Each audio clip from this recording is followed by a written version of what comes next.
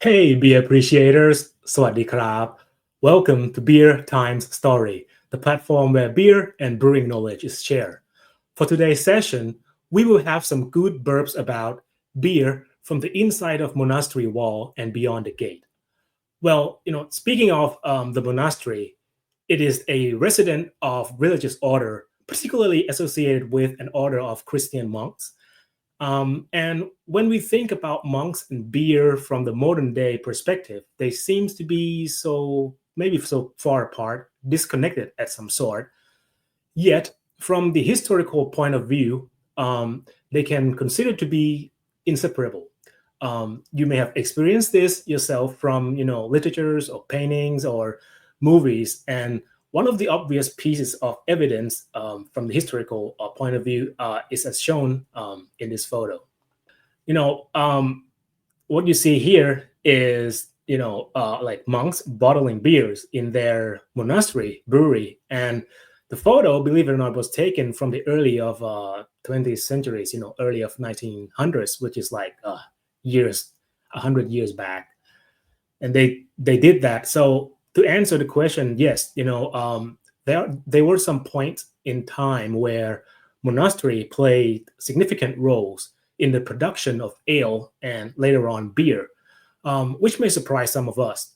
But not only that, they did it so well that it also influenced the brewing practices beyond the monastery gate as well.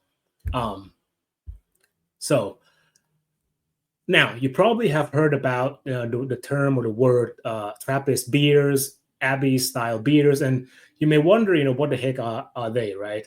What with that term Trappist and Abbey? Do they have anything to do with the monastery or monks?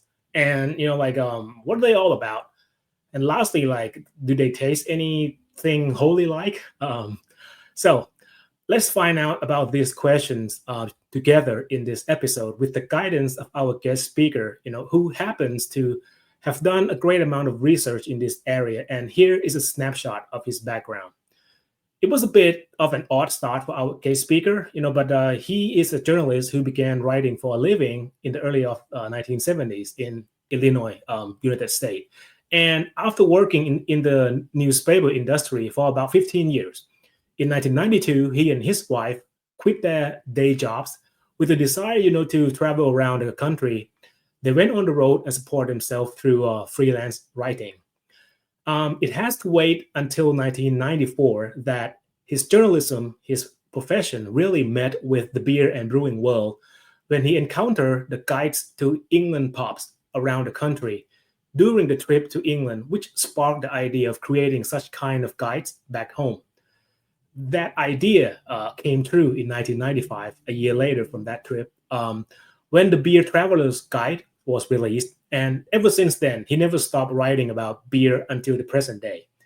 Some of his notable works can be found in magazines like, All About Beer, as well as Craft Beer and Brewing magazine. Not only that, there are several books that he authored, like Brewing with Wheat, For the Love of Hops, and the last one that we center this session around is called Brew Like a Monk. So please welcome our guest speaker, Stan Hieronymus. Thank you. Thanks for inviting me. Hey, good day, Stan. It's great to see you. How's things going? Well, it's a nice sunshiny day here. And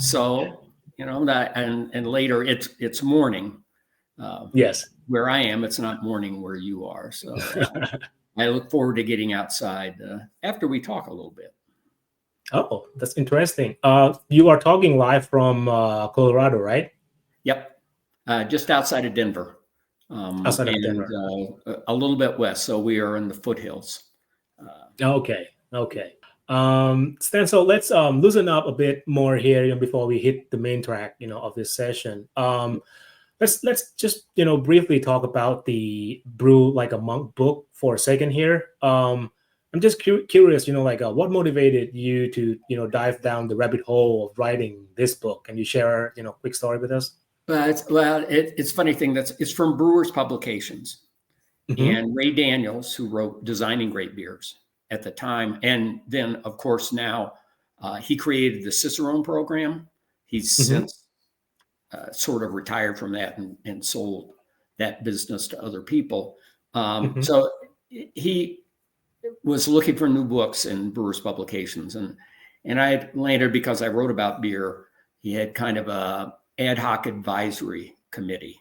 And if you're familiar with that, designing great beers, the one thing that is not covered in there is anything from Belgium. Okay.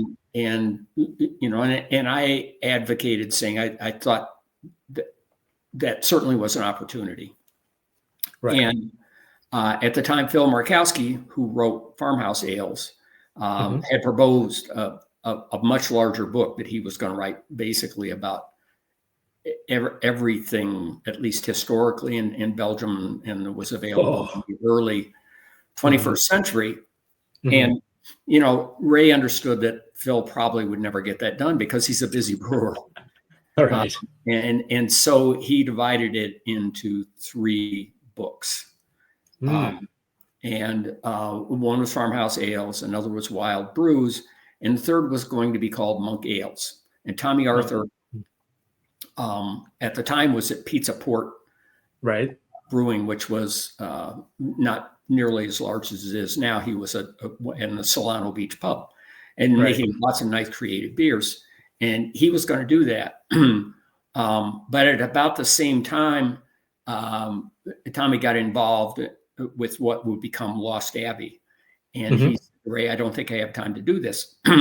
So Ray called me, and we're chatting about that. And he's asking me about, you know, who I thought candidates would be. And I mentioned a few, you know, mostly brewers who were making these sorts of beers, which there were not that many. At that time. And I said, but I'm not sure about them as writers. And then Ray says to me, he says, I was thinking you would want to write the book.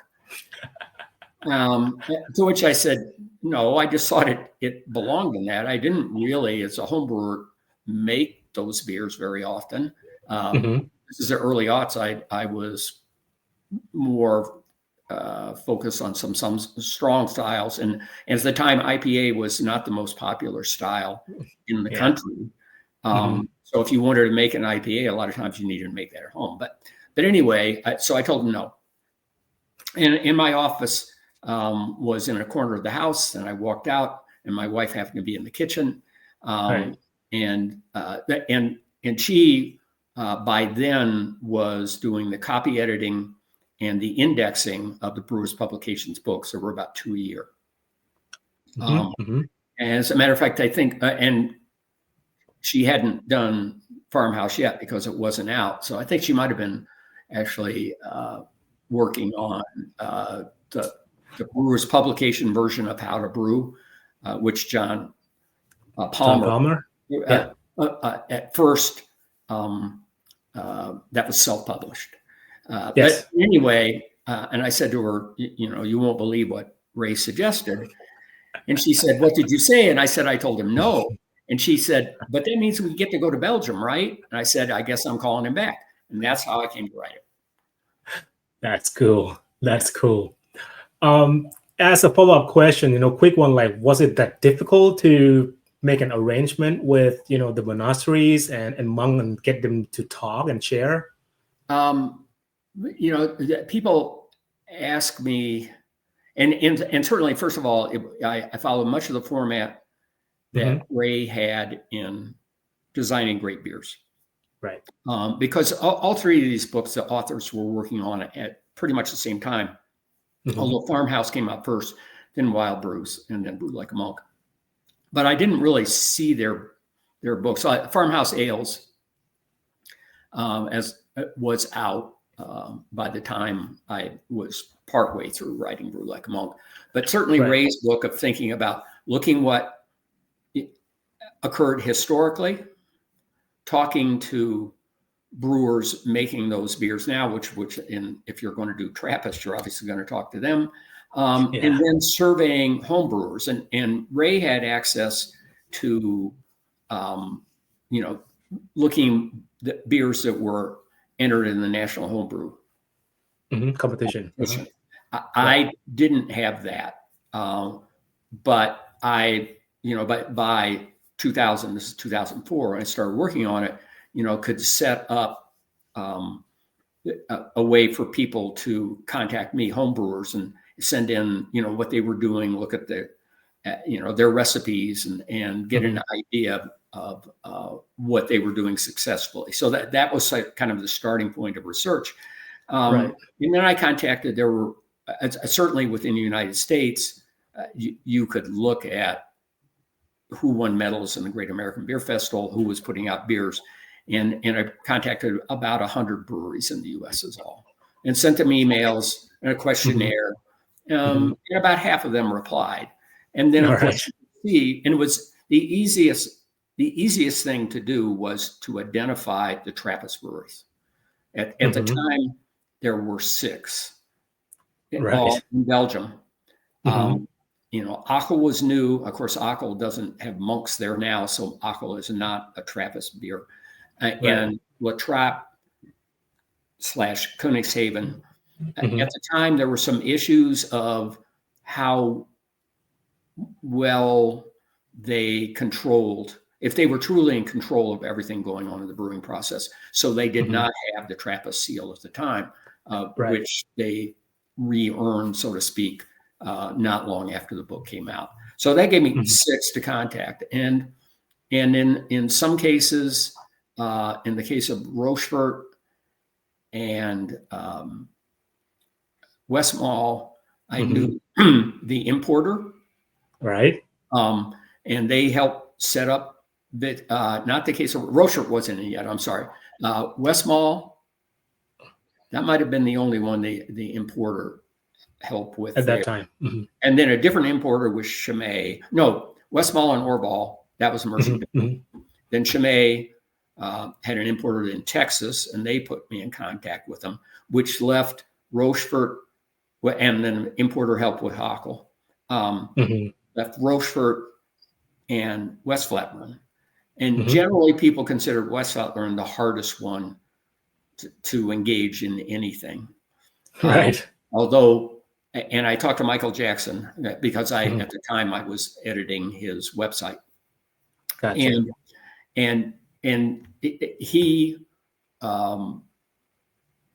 let me know the person he had contacted, who I did not hear back from. So in that case, I wrote the monks, and in both cases, in Rochefort, he said was the hardest to get into. I wrote the monasteries there, an actual letter, you remember those. And told them what I was interested in doing, which is not just writing to get their quote secret recipes. But to why they brew these beers and how the impact on their community, and those sorts of things. And I heard back from both. In the case of Rochefort, it was Gumer Santos, who was not a monk, but the brewing supervisor. And in the case of West Flatburn, the actual monks doing the brewing. And they said, you can come visit us in, and we'll show you around and talk about. The other part is when people say, how did you get them to tell you their secrets? They don't really tell you secrets, but they would talk about their starting gravity, their finishing gravity, their use of sugar, what they were targeting in terms of carbonation, which is super important. One thing that sets us apart. So they may not have said, we're 82% Pilsner malt, and that's specific. You could generally work that out as well. So it was just a matter of asking questions and listening to what people had to say. Wow, that's very amazing to hear, and seems like they are happy to talk to, and keep their, I would say, legacy moving. I would say. It is certainly, you have to be courteous when speaking with them and understand, the path they have chosen. Right. Got you. All right. I believe that we are ready for the main track. So Okay. let's hit the road.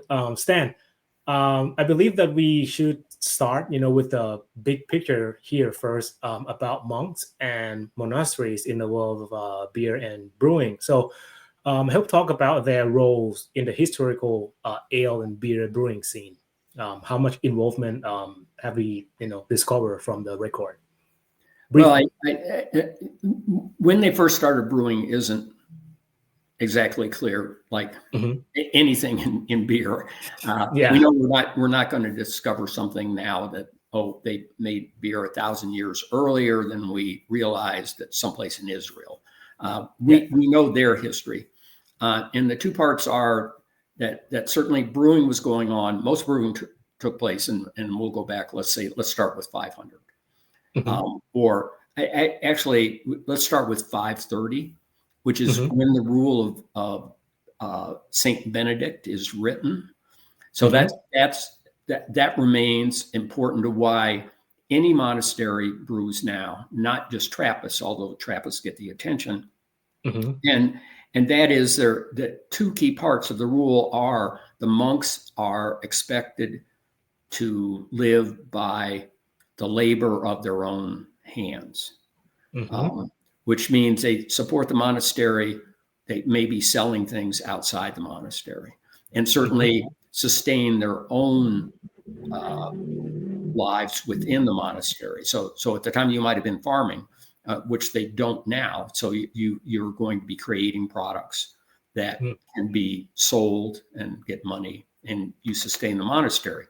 And a second key part in the development was that they would welcome travelers and people who needed housing and those sorts of things. And then, so when the first monastery is brewing isn't exactly clear. About 750, Charlemagne and his followers really promoted the spread of monasteries. And monasteries became larger, and they became centers of learning. So they would have had the most advanced breweries, in other words, more advanced than, say, somebody brewing at home would. Right. But by 800, we know that they have the first hop yards on monastery lands, for instance. So they were simply more developed to the point that in the Middle Ages, that brewing became a commercial operation. They could run successful commercial operations. So they were good at what they did. But also, there was a great interruption in 1790. The French abolished monasteries and destroyed many of them. From Napoleon, right? Or yes. Okay. Napoleon. So then you had a great reset in the 1800s, the 19th century. So these Trappist breweries that are Trappist monasteries, which are in some cases the infrastructure is left there for a very large number of monks. There are not very many monks living there now. Those were all established then. So when we look back over time, we see West Fletland being built, Chimay being built. Orval is not rebuilt until the 1930s. You see Westmalle being built, and Rochefort being reestablished as a monastery. So the legacy goes back a long ways, and even to go back to the 1800s, quite a ways as well. But they always evolved in what they were doing, and their knowledge evolved. So if we look at the recipes, the oldest are now about 100 years old. That is at Westmalle, creating the double first and then the triple. But those recipes were certainly reworked in the 50s and 60s. Chimay redid all the recipes since 1948. Chimay Blue so it wasn't created till the 1950s. West Flatburn redid their recipes in the 1990s when they brought their brewing back into the brewery. They were probably sold more beer than the other monasteries in the 1946. All right. When they decided they felt they were becoming too commercial. And that they had many cafes, taverns that sold their beer that they ran, and they quit doing that.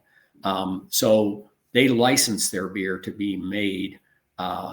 They sold St. Sixtus beer, which was made at St. Bernardus, which you can get St. Bernardus beer. Then we'll talk about that a little later. Right. And they just brought their brewing back in-house in 1992. So there's an old element there, but it's important to remember there was an evolving element as well, which is true of everything about beer.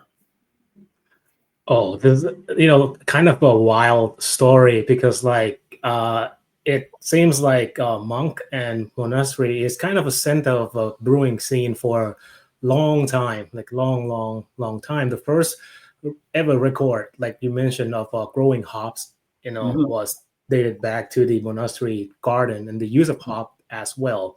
Right. And the revolutionizing act of brewing in a larger scale was also developed from the monastery wall. Right. They have, I think a lot of influence or impact has been created, from the inside of the wall, and that is the part that people may not recognize well. And I believe that one of the many famous breweries in Europe, nowadays, are evolved from the Abbey, like Paulaner or Augustiner in Bavaria, right? Cool. All right. So I think now we see the overall pictures, so let's zoom in a bit here and explore the term that Stan has probably touched a couple of times, the word Trappist ale and beer. So Stan, help explain to us, what are they? If they are not style, then, what are they? Well, first you want to talk a little bit about actually what's the difference between a Trappist monastery and a Benedictine monastery. Okay, please. And again, everything goes back to the rule of Saint Benedict in 530. And over time, you look in 1098, the order of Cistercians is created because they wanted a stricter style of living. And then from the Cistercians, you get the Trappist, and it's actually at La Trappe that the Trappists are formed, and that's in 1656. And that distinction, what's occurred over time, and then it is actually, I'm trying to think. So in 1925, Chimay was the first brewery to trademark, and that was ADS, which is Abbey de Scormont, which is where the monastery is. That was the first Trappist trademark. And as they began those trademarks in 1962, the court in Ghent ruled that only Trappist breweries could call their beer Trappiston beer, B-I-E-R, one word. Okay. And so there, Trappist begins to mean something to people. And if at the point, and I don't know if you want to talk about what it takes to get a Trappist seal now, we could do that right now. In which case, I'd say we can do that. And so there are Trappist monasteries all around the world. And there's and they make a variety of products, from cakes for Christmas to caskets, and these are all useful products. Beer is one and probably the most famous of them. And that you thought when I wrote the book of those only in Belgium and one in the Netherlands, La Trappe.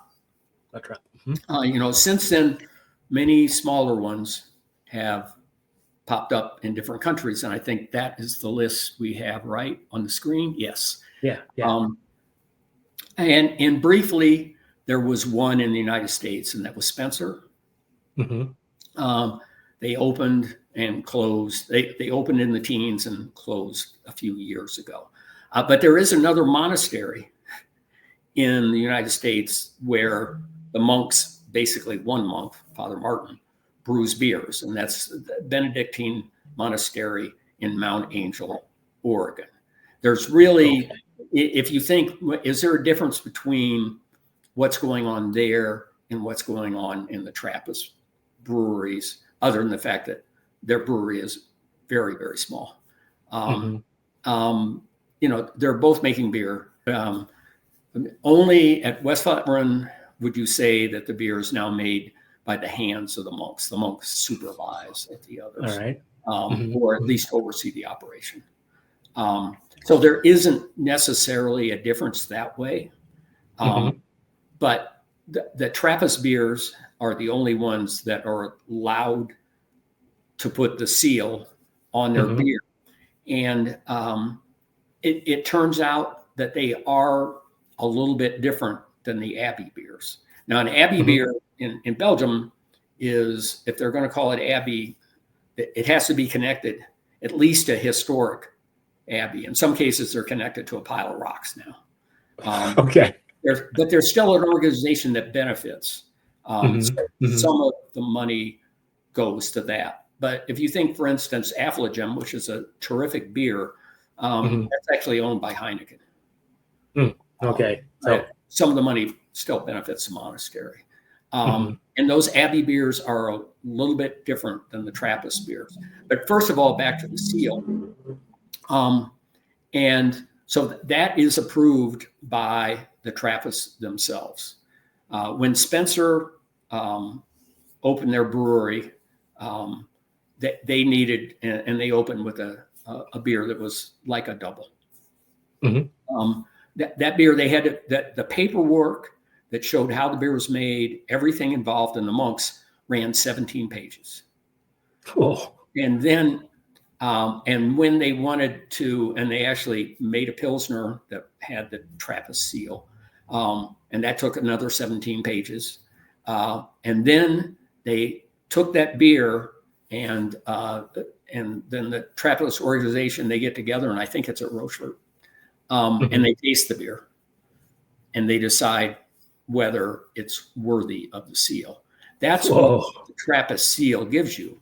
But if you think in terms of a brand, and that's why it's interesting, and that first picture you showed, those monks are actually at West Flat Run.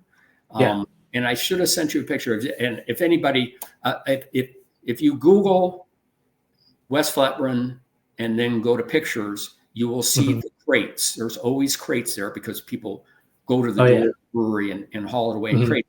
That crate, those are actually branded in there. You know, it's the seal where it says West Flat Run is branded into the wood. And that's a good way to think about these beers. They are very strong brands that have established themselves as being excellent and well made. And some people are, of course, further attracted to them because they are made in a monastery. But they are, part of it is they're focused on quality, which is not to say that the Abbey beers are not also of a high quality.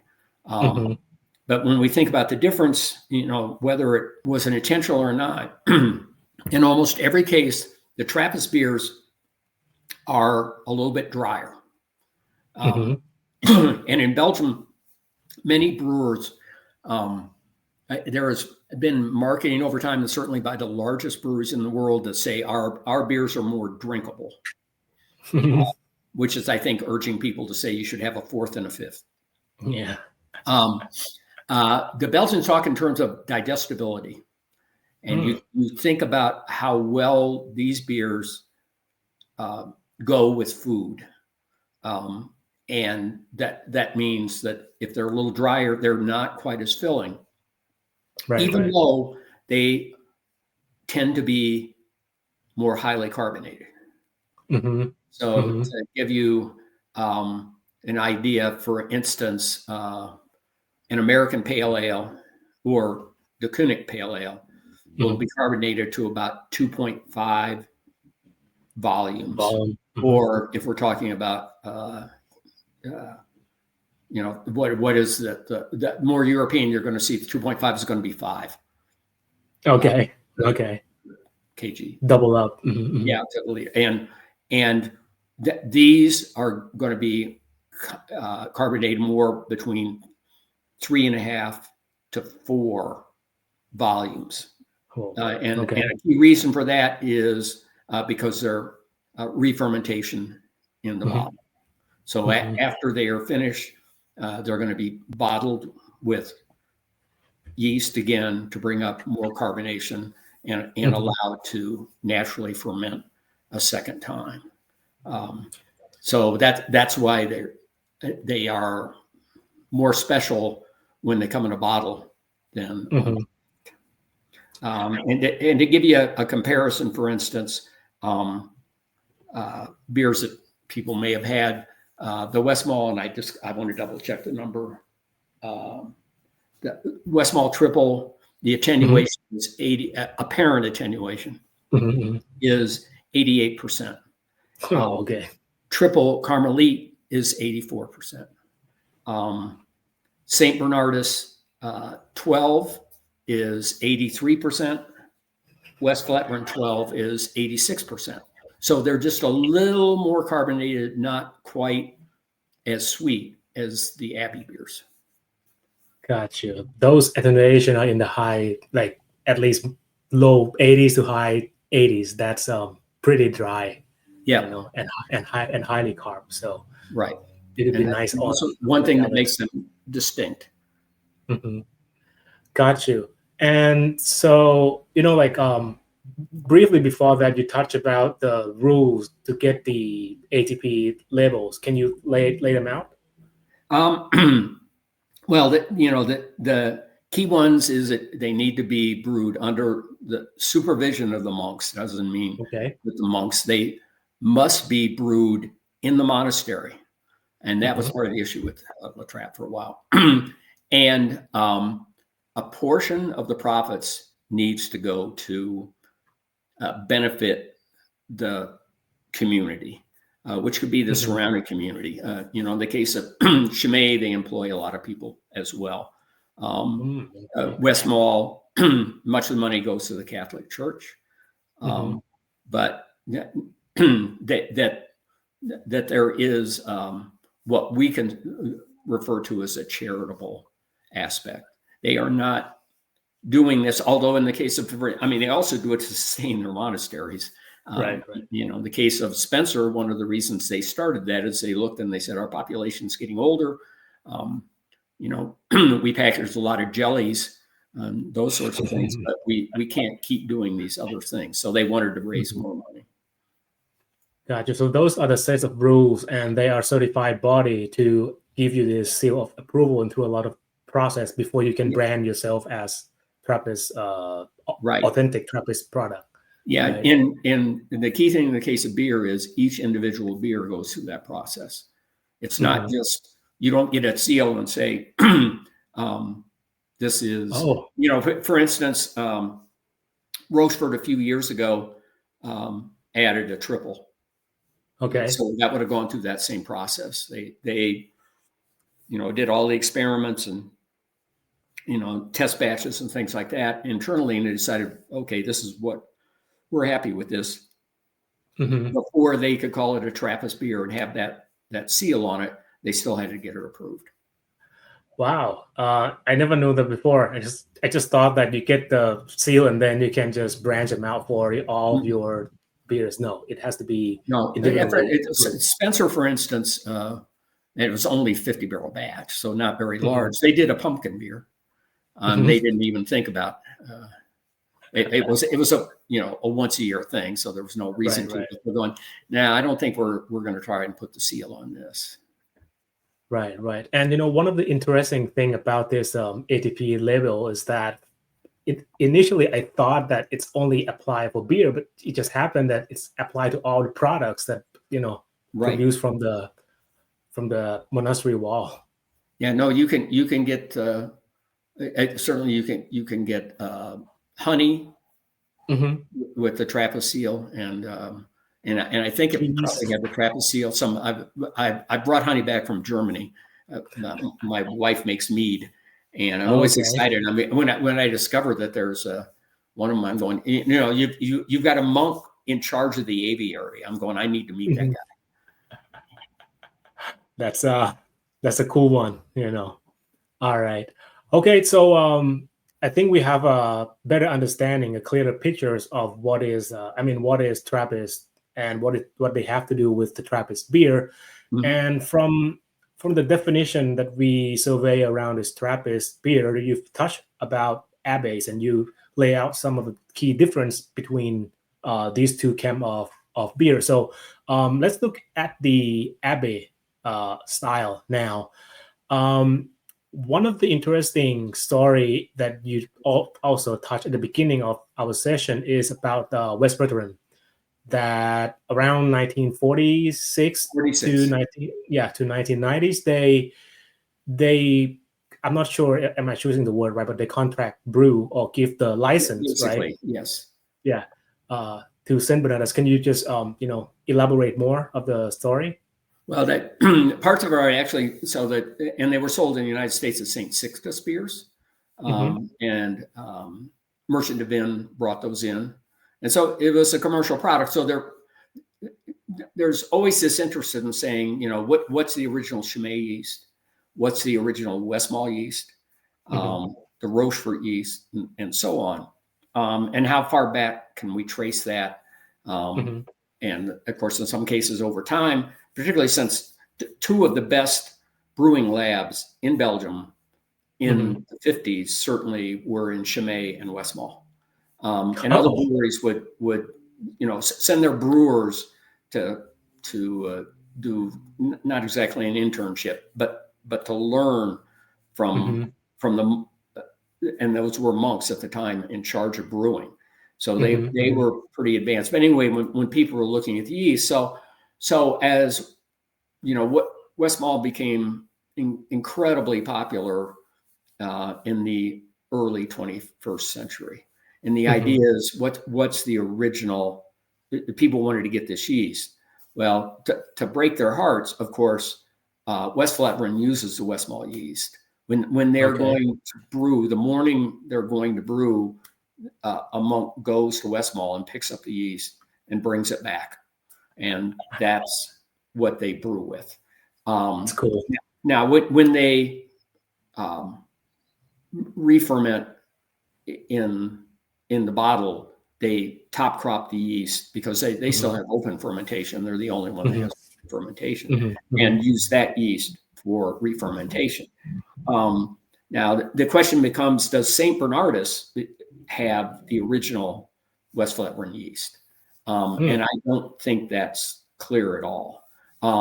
But when St. Bernardus was no longer making West Flatbrand beer, they started making, among other things, the at 12. And we know, I noted that difference, and that which is not, you would not trace to the yeast, but their beer is not quite as well attenuated, which is, probably the two keys and things to think about these beers, and certainly at the Trappist Abbeys, but quite often with Belgian beers, is the use of sugar, which isn't sort of fancy, where'd you get the sugar sort of thing like that. You can basically use sugar you buy at the store.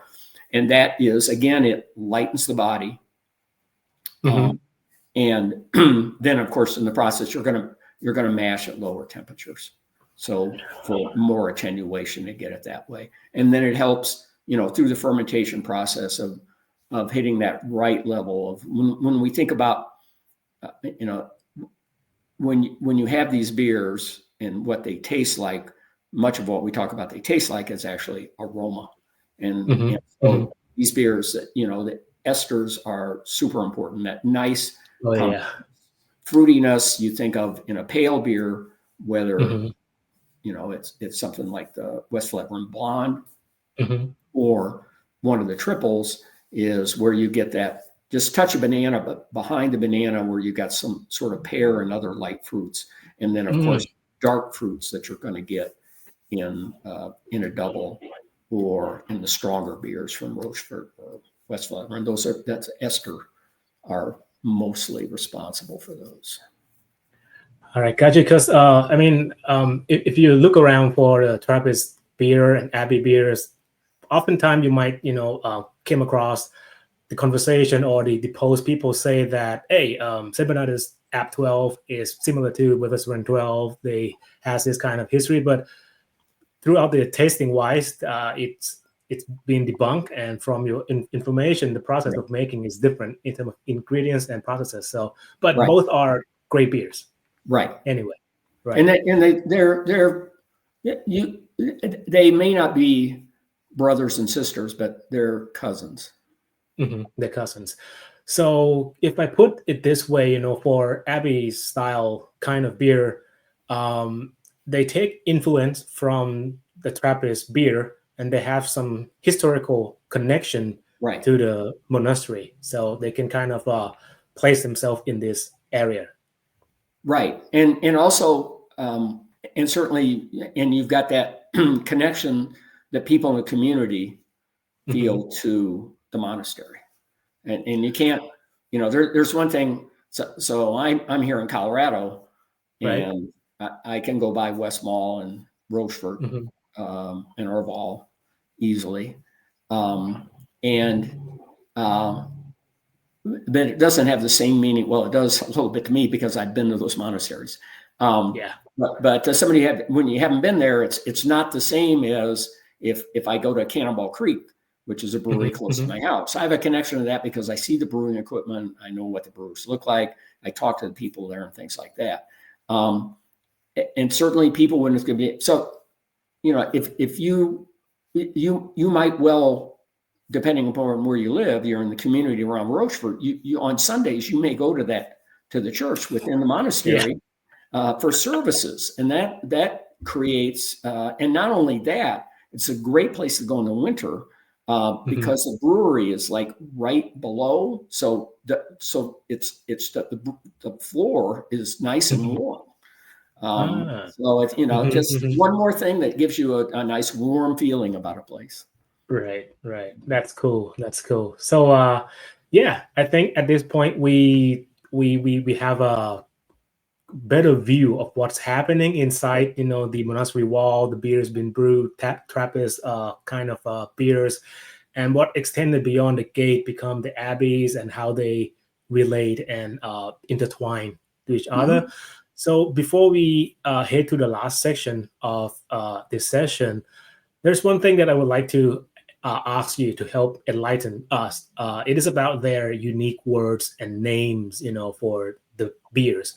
Double quad, 612. What is it about? So the next time that I, standing at a bar ordering, Trappist and Abbey beers, it become clear or making more sense for me. Let's dive in this topic. Sure. So which part you want to talk about? Let's do the words first. Let's do the word first. So, no problem. In the case of double, you look back and you can go back to the Middle Ages, and you see a reference to double wort. Not sure what that means, but that was a darker beer, and that's what you expect when you get a double now. That it's not.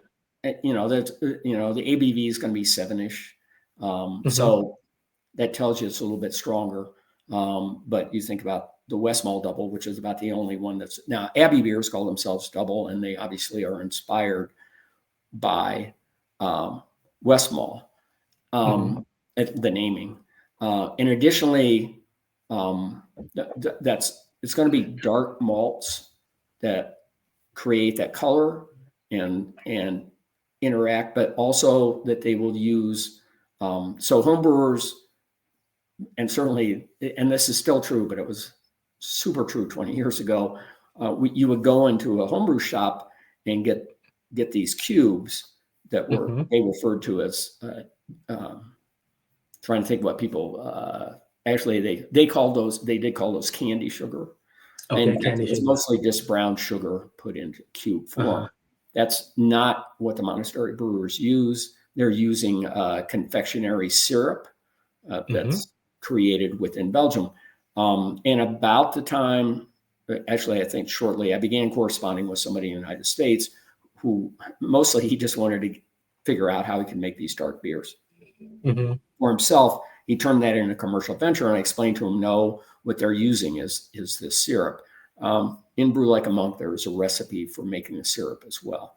And then that extends to the stronger beers at Rochefort and West Fletcher as well, and the Chimay Blue. So that's there. It's a combination. It is obviously it's a syrup. It's sugar.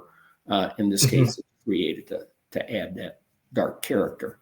In the case of triple, which generally accepted, although there's some argument that Westmalle is responsible for the first triple, which they call triple, which differentiated it from the double. It is stronger than double.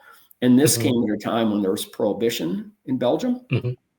So this is a way for people to get a prohibition on spirits and not beer. So that they created the stronger product, and that became known as the triple. Quadruple was a word that was not used. Not until the Trop, which is actually to them what would if somebody needed to describe a beer, which they often wouldn't, but in style guidelines are called as dark. They wanted something that illustrated this was stronger than a double, and obviously color than a triple, and they began calling it a quadruple. In the case of extra, Westmalle always made this beer for the monks to consume themselves. And that was the only place you would get it. The monks would get it, but of course it would be bottom condition. It was a beer that you might have after a meal. And they would occasionally take it to festivals and those sorts of things. And not about 15 years ago, they began packaging it and making it available. Otherwise, when Ockel was making beer, Ockel also made an extra. That was much like, that was a strong dark. So you would have called that, their extra was a quadruple. The flip side. But for the extra, can we consider it as a table beer? It generally, no, most people would consider it a little bit strong. It's a little over 5% ABV. Oh, okay. It's really, it's similarity because it's all Pilsner malt. In a way, it was their answer to Pilsner, but obviously with their yeast. So it has with the yeast. Different, much fruitier characteristic. Interesting. Stuff like that. And then it's Saaz hops. So now to degrees, that's an old, the Belgian degrees was the thing. And the easiest way to translate that is you take a beer's gravity, which is going to be, and they use gravity, not Plato. Okay. So you subtract the one off, multiply that by 100. Okay. Or divide it by 100. I'm sorry. So 360, you divide it by 100, you get 6 degrees. That's the easiest way. You slide the one. And anyway, you don't use the one, you divide. So a 6-degree beer would be one that started at 1060. Gotcha. An 8 would start at 1080. And that isn't exact. And then you'd have 1010 and 12. So that's sort of the way, the strength. And then Brother Antoine, who was, if you look at some Michael Jackson pictures from 70s and 80s, you'll see him in there, and he was the monk at the time who oversaw production. He was, when I visited in 2000, with the Rochette, 2004, towards the end of 2004, he would still come into the brewery on a regular basis. He brought flowers to the brewery the day I was there. And Brother Anton would say that you did not want to drink the 6th-degree beer until 6 weeks after it was bottled. Rochefort 8, at least 8 weeks until after it was bottled, and the 10, at least 10 weeks after it was bottled. Never a problem here in the United States because it takes a while to get here, but not to rush into those, which gives you a sense that, yeah, you should let your stronger beers have a little bit more time in the conditioning process. Gotcha. So like all of them has meanings and backstory and kind of the way that they built their beer around, like what you mentioned, the Duppel, the image is like a dark brown, strong, right. Kind of ale, right? And if you look at firstly, initially I thought that 6, 8, 10, 12 was the Plato, but no, it's the SG unit divided by 10. So it is. Yeah. That's kind of cool. Yeah. So, all the things, make sense. And it is really good to know what, it actually means. Yeah. Okay. All right. Okay. Now, Stan, to the last part of this session, we are hitting an hour mark. So this last session, I really want to dedicate it solely for the pilgrimage thing. Okay. I know that, I know that this will be the joyful one for both you and me, and I bet that you must have visited most of these Trappist breweries, if not all, and at least more than once, probably. That's my assumption. At the time, the 6 monasteries that brewed beer in Belgium that are in the book, I visited their breweries. Of course, Aachen is no longer Trappist.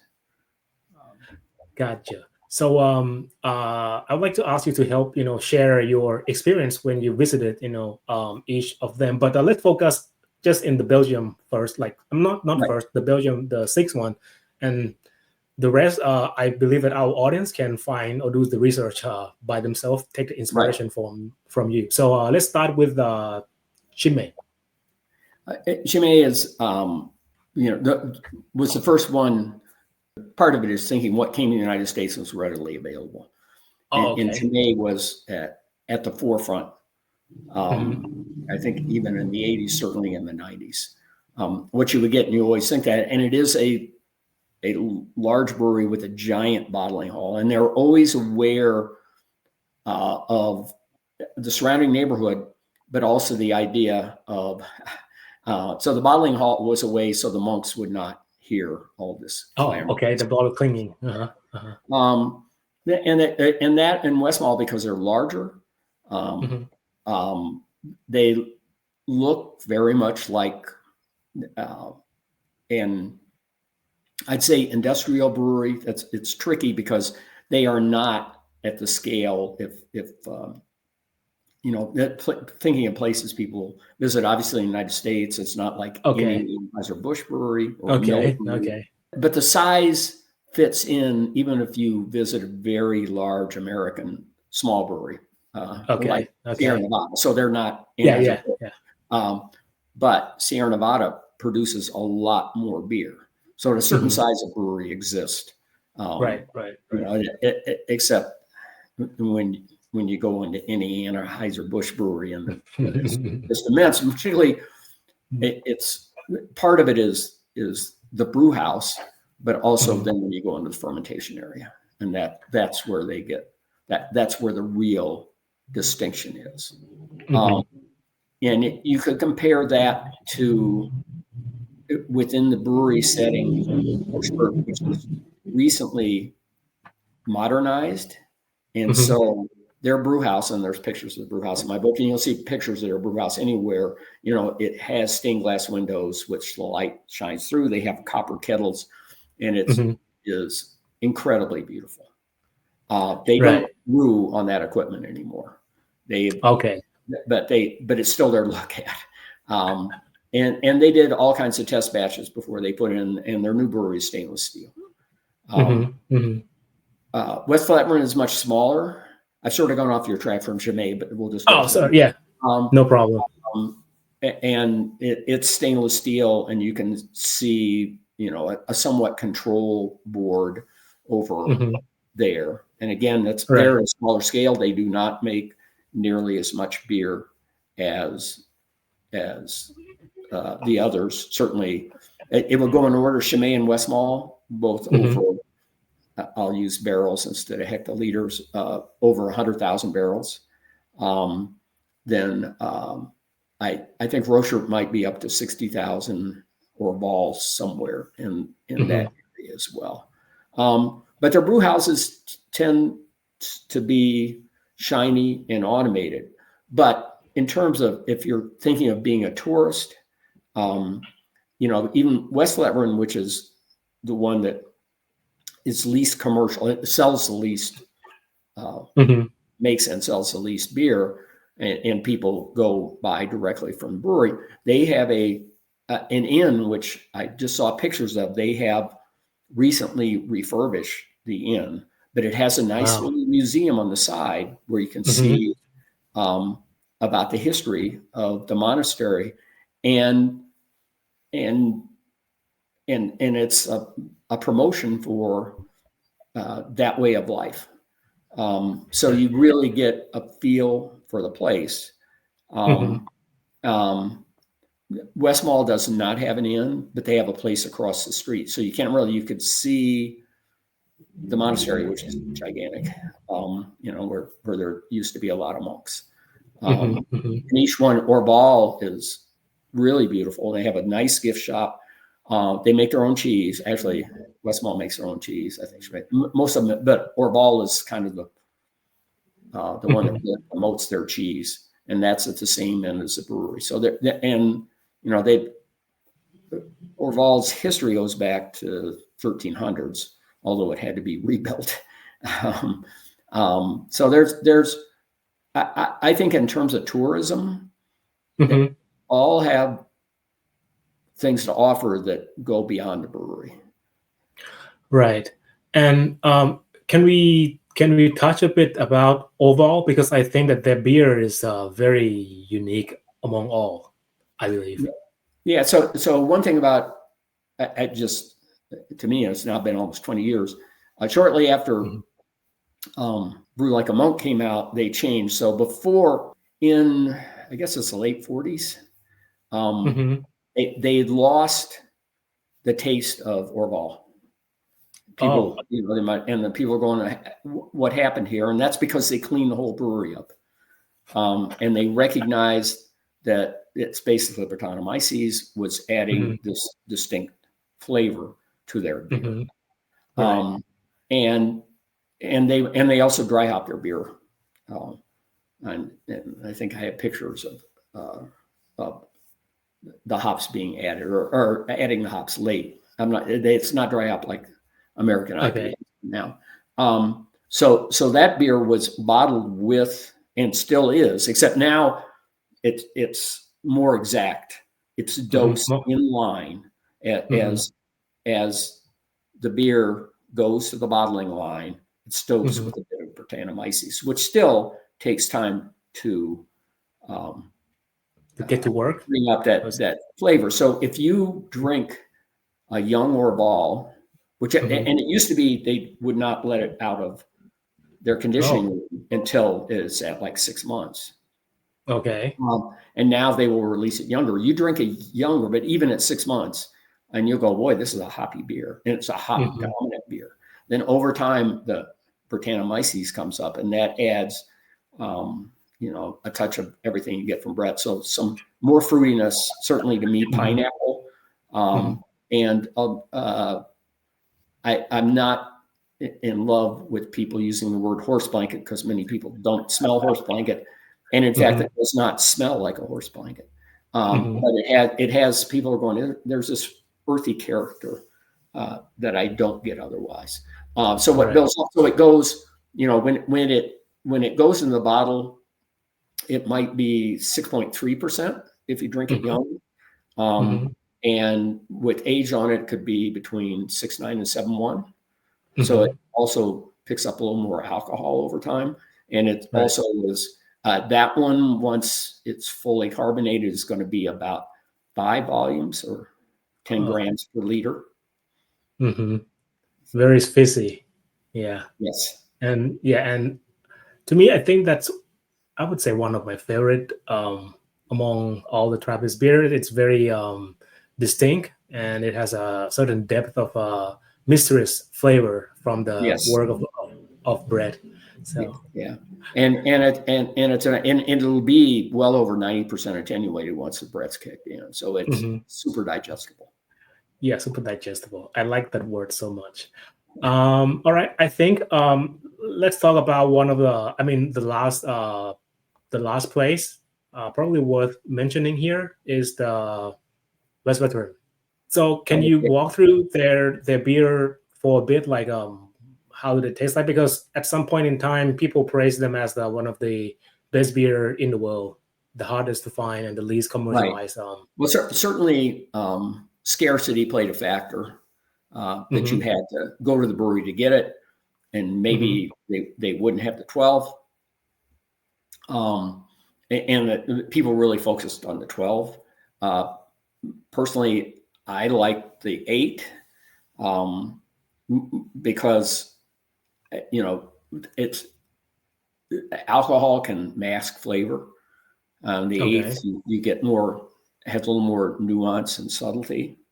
Then, of course, so they used to make a 6th that was dark, and then they discontinued that. And now the blonde, which is entirely, so the blonde is really hoppy. It's like, I'm trying to think what so the ABV is 5.6, the IBU are 41. So it's hoppier than a Pilsner. It's a pale ale kind of. Really, and it's the hops, it's got, it's a really earthy, it's a little bit like smelling fresh hops. I mean, rubbing them, not not the chlorophyll, not a little bit of wetness when I say it that way, but it's got that earthy floral difference. So it's an entirely different beer. But to go back to the 12, so you're talking about the 12.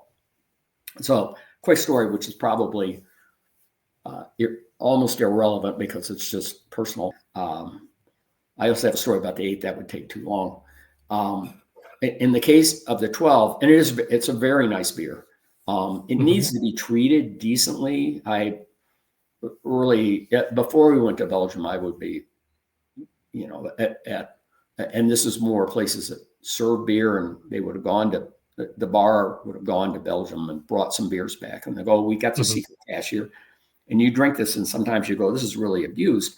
And part of it is, West Veteran is, it was open fermentation. Their temperature control wasn't that spectacular, so you start with that. Their bottling line was the least modern. That was modernized in the late aughts or early teens. So it's different now. They did not label their beers. It was just the cap on top. Yeah. This was a gathering of homebrewers in New Mexico where we lived at the time. And the host had been to Belgium recently and was opening some beers and stuff like that. And it was actually on the other side of the mountains from where we live, which meant we were not drinking a lot of beer, and we had a long drive home. Oh, okay. And so we were getting ready to leave, and another friend comes up to me and says, you have to taste this. And I'm going, well, he said it's 12. And I said, that's okay. You should let other people have that. I've been to the brewery, even they were not selling crates, and we didn't need a crate, but we picked up a 6-pack of the 12. We drank it there. We drank it a few other places. And I said, that's okay. He said, no, you need to taste this. And it was spectacular. It was amazing. Now, what I generally tell people is, and again, I like the Rochefort 8 at least as well as the 10. The 10 is also really good. So at the right time, a bottle of the 10, 6 ounces of the, it's not quite 12 ounces, but half a bottle is really good nightcap. My wife will have half. Okay.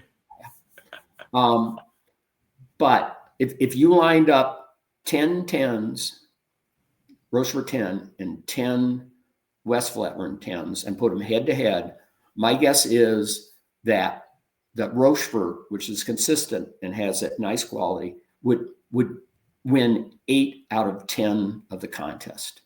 Wow. But the okay. single best beer on the table would be that outlier West Flatland 12. And sometimes that beer can just be spectacular. And I think that's sort of what people get excited. And then the other part is just follow the crowd. The people who don't like it will still say they like it because it's the best beer in the world. Oh yeah. They've been influenced somehow. Yeah, and it's still to be special. You can pick up. People will bring it here and stuff like that. And certainly there are many stores in Brussels where you can buy it. To me, you still want to go out there to the brewery. You can drink it at the cafe. You can bring your own 6-pack home and have each one be special. Right. I think you experience the full context of right, the entity of the beer, the monastery itself, and everything surround that. That's awesome. It's awesome. And that makes me want to go take or find some Trappist Abbey beers to enjoy very soon.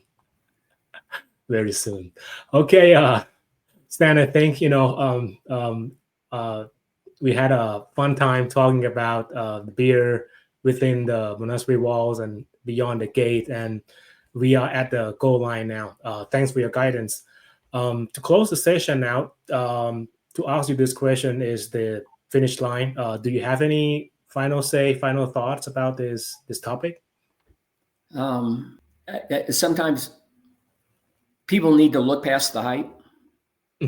I think that's the big thing. These beers have a certain amount of hype.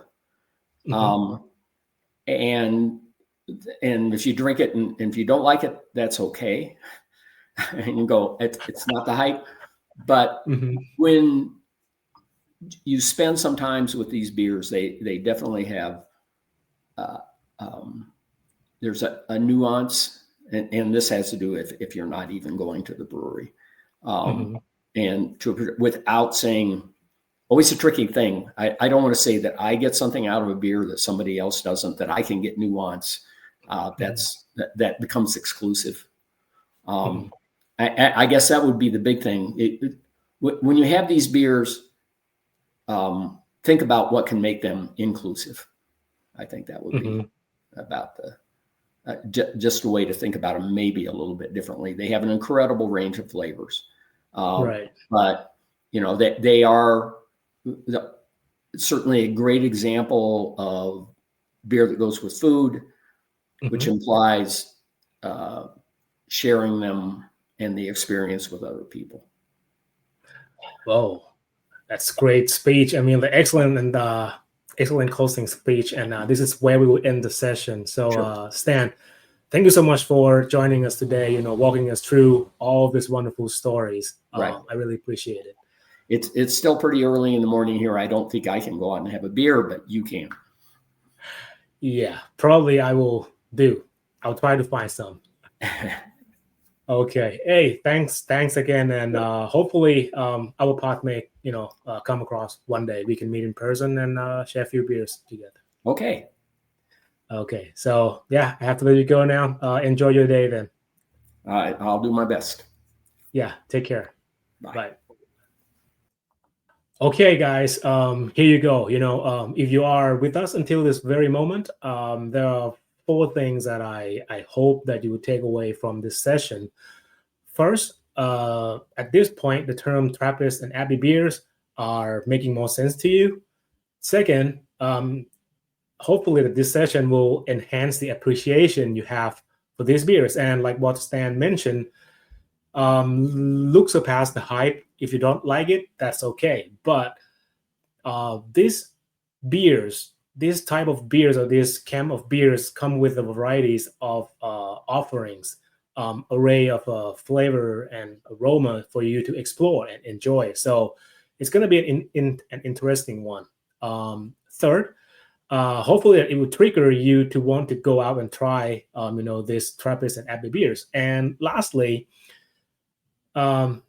if it can happen, that would be really nice to my end. So it may spark your interest to visit some of the monasteries mentioned in this session, or because actually we focus on Belgium because they are kind of the original one, but there are some other places around Europe too. So yeah, if you can go visit them, I think that will kind of paint more colors to your life. So that's all for today's session. The Good Burp session will be back in no time.